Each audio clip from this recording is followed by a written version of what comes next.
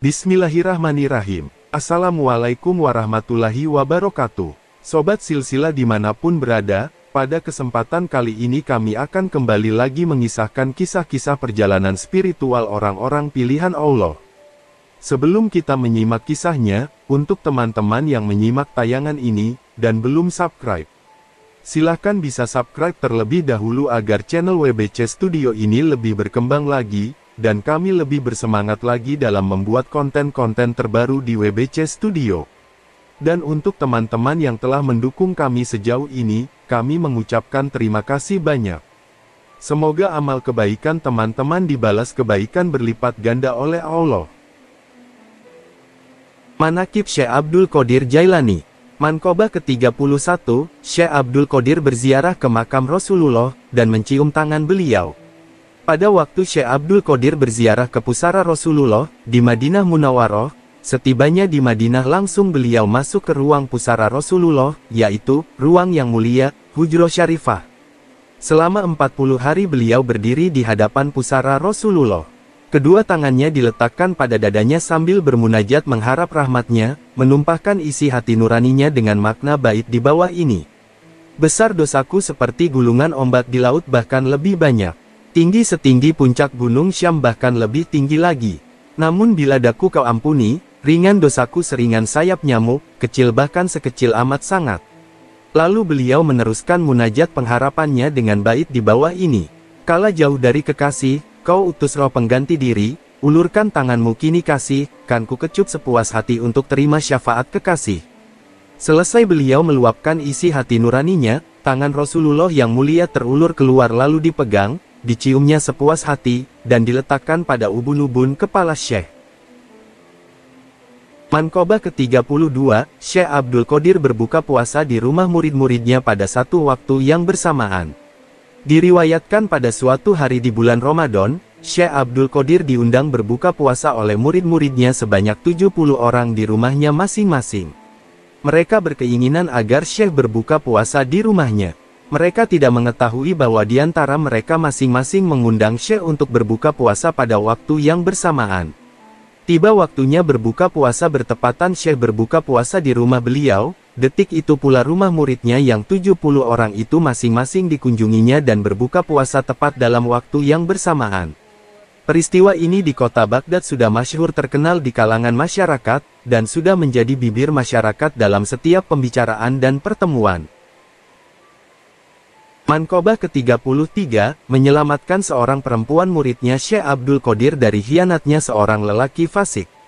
Diriwayatkan, di kota Baghdad ada seorang wanita rupawan wajahnya cantik dan manis sedap dipandang mata. Sebelum ia masuk jamaah murid Syekh Abdul Qadir, ada seorang lelaki fasik, hidung belang, dan tunasusila. Dia menaruh cinta mengharap pada wanita itu, namun cintanya tidak dibalas.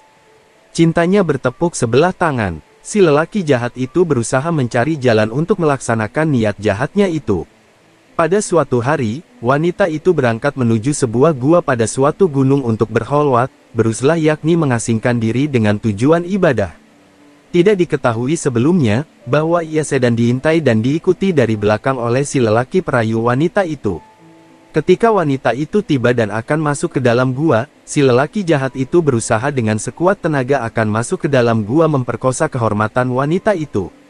Sebaliknya, sang wanita berusaha menghindar dari nafsu angkara murka kejahatan si lelaki itu sambil berteriak-teriak memanggil-manggil nama Syekh Abdul Qadir, "Ya Syekh Sakolein, ya Gautsal Adom, ya Syekh Abdul Qadir, tolonglah saya." Demikian ratap wanita bertawasul dan beristighosah minta pertolongan.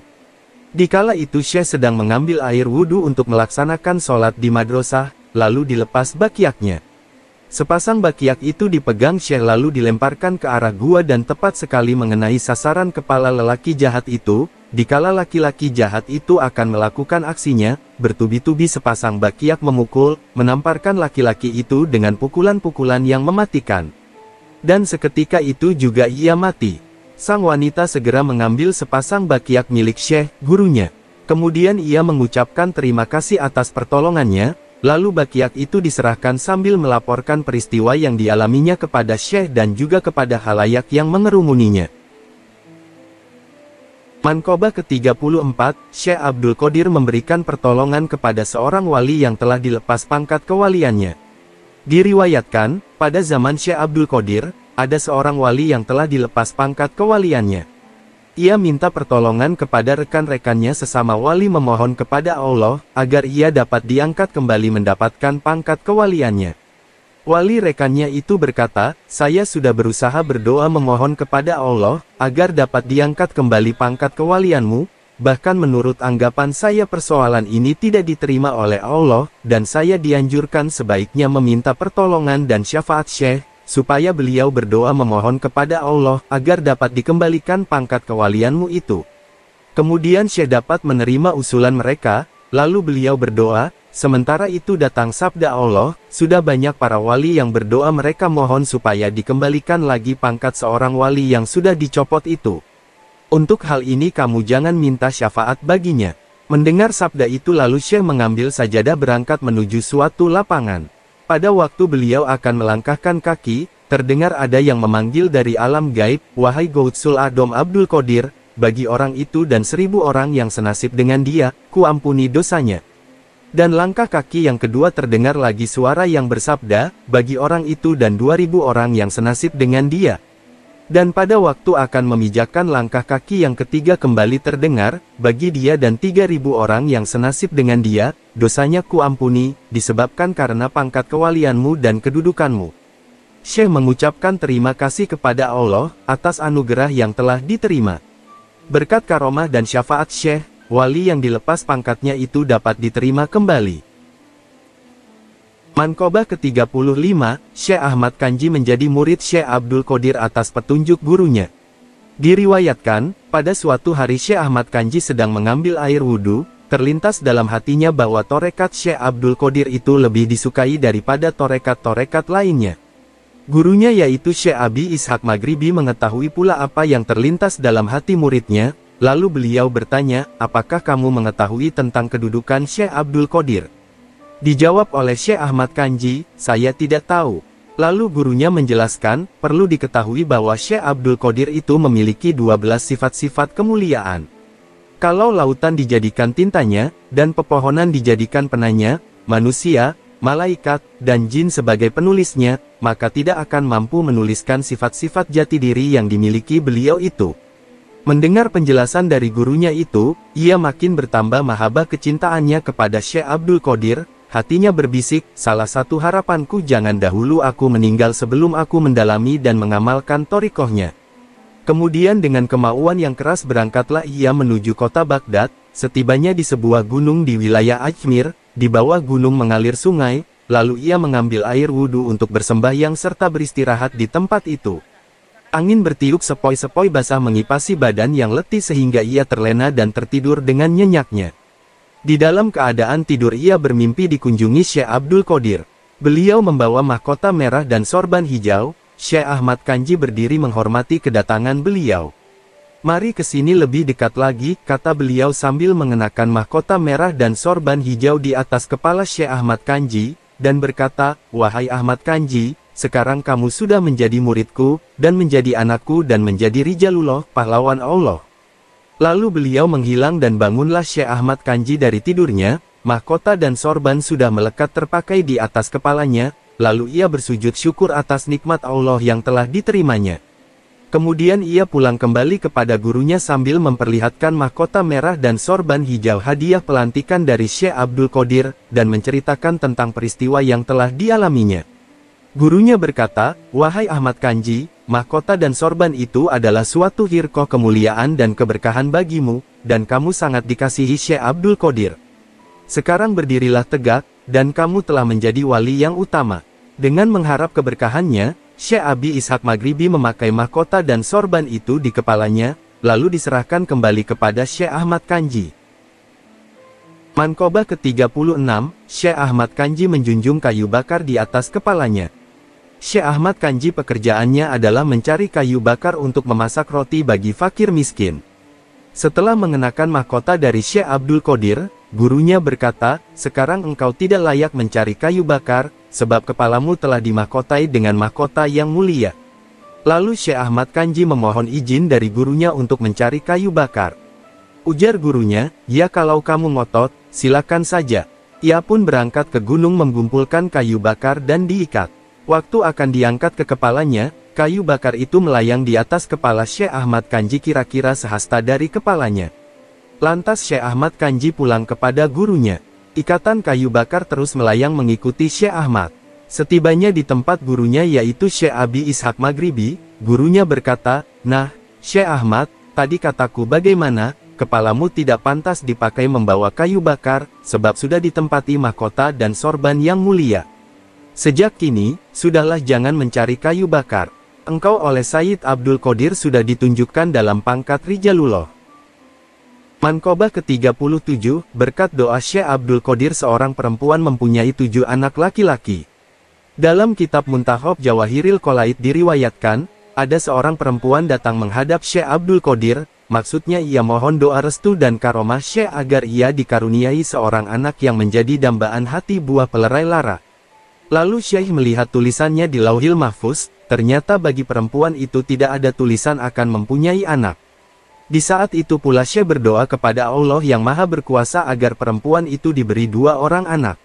Selesai beliau berdoa terdengar sabda Allah, bukankah kamu sudah melihat di Lauhil Mahfuz bahwa seorang anak pun tidak ada tulisannya bagi perempuan itu, dan sekarang malah kamu minta 2 orang anak. Syekh berkata lagi, saya mohon 3 anak.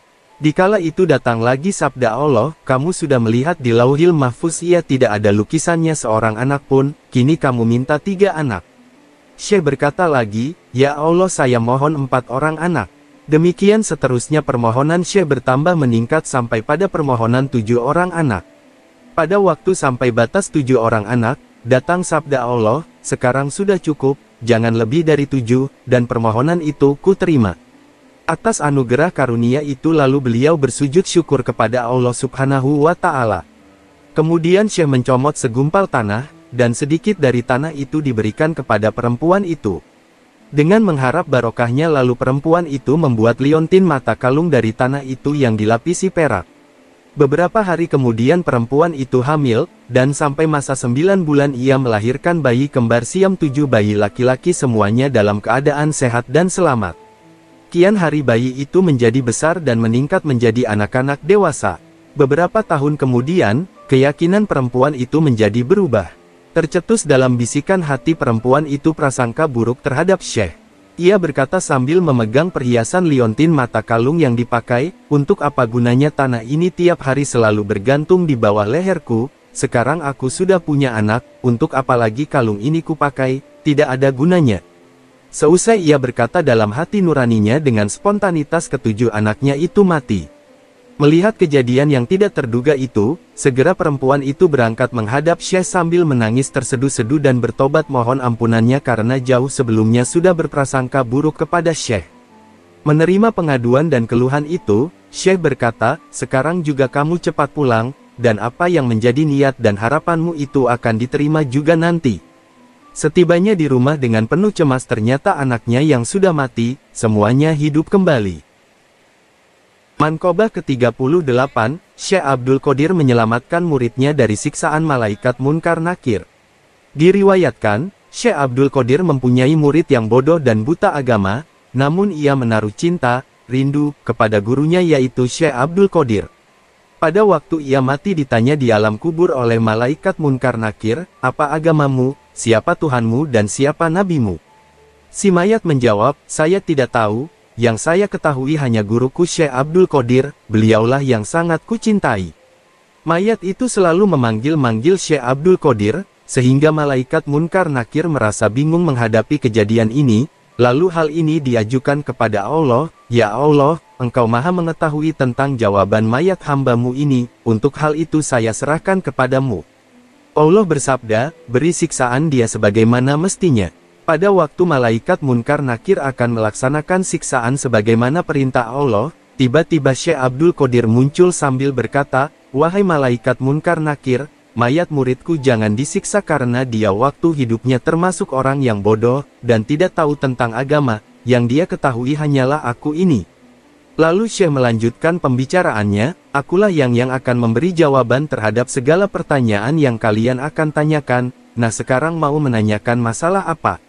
Untuk kedua kalinya kejadian ini malaikat Munkar Nakir bertambah bingung dan dengan segera dilaporkan kepada Allah. Allah bersabda sebagaimana tadi, siksa dia sebagaimana mestinya. Setelah malaikat itu menerima perintah dari Allah lalu diambilnya Godam, ketika mayat akan disiksa, tiba-tiba Syekh menghadang dan menggagalkan serta merebut Godam dari tangan malaikat Munkar Nakir lalu dilemparkan. Beliau berkata, semuanya minggir. Demi panasnya kecintaanku yang membara dalam batinku kepada Allah, siapapun juga tidak ada yang menandingiku. Ingat, kalau mayat muridku disiksa, surga dan neraka semuanya akan kubakar, artinya dalam surga tidak akan senang dan di neraka tidak akan susah. Ketika itu datang sabda Allah, sekarang ku ampuni dosa mayat orang itu, jangan kamu siksa, disebabkan karena kekasihku Abdul Qadir. Aku menanggung rindu padanya, dan lebarkan pula kubur mayat orang itu. Manqobah ke-39, setiap datang tahun baru tahun itu memberitahu kepada Syekh Abdul Qadir peristiwa yang akan terjadi pada tahun ini. Di dalam kitab Bahjatul Asror meriwayatkan bahwa Syekh Abdul Qadir suatu saat beliau terbang melayang-layang di atas ribuan manusia pada jamaah majelis pengajian yang beliau pimpin. Beliau berkata, tiada terbit matahari melainkan mengucapkan salam padaku, dan menginformasikan segala kejadian atau peristiwa yang akan terjadi pada tahun itu. Pada setiap datang bulan senantiasa memberi salam padaku dan menceritakan peristiwa apapun yang akan terjadi pada bulan itu. Demikian setiap datang minggu dan hari itu memberi salam padaku dan memberitahukan masukan peristiwa yang akan terjadi pada minggu dan hari itu. Demi zat kemuliaan Tuhan, orang-orang yang akan mendapat kecelakaan dan kebahagiaan semuanya itu diajukan kepadaku. Pandangan mataku ada di Lauhil Mahfuz, dan aku tenggelam dalam lautan ilmunya Allah dan dalam lautan musyahadahnya. Akulah yang menjadi hujah Allah bagimu. Akulah yang menjadi pengganti dan penerus Rasulullah. Akulah yang menjadi pewarisnya di bumi. Manusia ada gurunya, malaikat ada gurunya, demikian pula jin ada gurunya, dan aku adalah guru semuanya. Manqobah ke-40, Syekh Abdul Qadir diberi buku, daftar untuk mencatat murid-muridnya sampai hari kiamat. Di dalam kitab Bahjatul Asror diriwayatkan bahwa Syekh Abdul Qadir pernah berkata, aku diberi sebuah buku luasnya sepanjang mata memandang untuk menuliskan dan mencatat nama-nama muridku sampai hari kiamat. Semua jumlah catatan murid dan ikhwanku itu telah Allah berikan padaku dan telah menjadi milikku. Aku pernah bertanya kepada malaikat Malik penjaga pintu neraka, apakah ada padamu murid ataupun ikhwanku? Malaikat Malik menjawab, tidak ada dalam neraka. Syekh berkata, aku bersumpah demi zat kemuliaan dan keagungan Tuhan, sesungguhnya tanganku terhadap murid-muridku seperti langit menutupi bumi. Andaikan murid-muridku itu buruk dan salah, maka akulah yang baik dan benar. Dan aku bersumpah demi zat kemuliaan dan keagungan Tuhan, dua telapak kakiku tidak akan bergeser setapak pun di hadapan Tuhan, terkecuali sudah mendapat keputusan. Lebih lanjut beliau berkata, senantiasa tanganku ini tidak akan lepas dari kepala murid-muridku, walaupun aku sedang berada di timur, masyrik dan muridku berada di barat maghrib, lalu muridku itu terlihat dan tersingkap auratnya maka tanganku akan segera menutupinya. Demi zat kemuliaan dan keagungan Tuhan, pada hari kiamat nanti aku akan berdiri tegak di hadapan pintu gerbang neraka, sekali lagi aku tidak akan bergeser dan berdiri tegak sebelum semua muridku sudah masuk ke surga, karena Allah yang Maha Kuasa telah menjanjikan padaku bahwa murid-muridku tidak akan dimasukkan ke dalam neraka. Barang siapa yang berguru serta cinta, mahabbah padaku pasti aku menghadap menaruh perhatian padanya. Dan malaikat Munkar Nakir telah berjanji padaku bahwa mereka tidak akan menakut-nakuti, atau menimbulkan rasa kaget, terkejut pada murid-muridku. Allahu mansyur, alaihi rahmatau wa ridwana wa midana bi asrorihi fi kulli waqti wa makaan. Semoga kisah di atas bisa diambil hikmahnya dan juga bisa diambil pelajaran oleh teman-teman sekalian. Mohon maaf kalau ada salah-salah kata. Waalaikumsalam warahmatullahi wabarakatuh.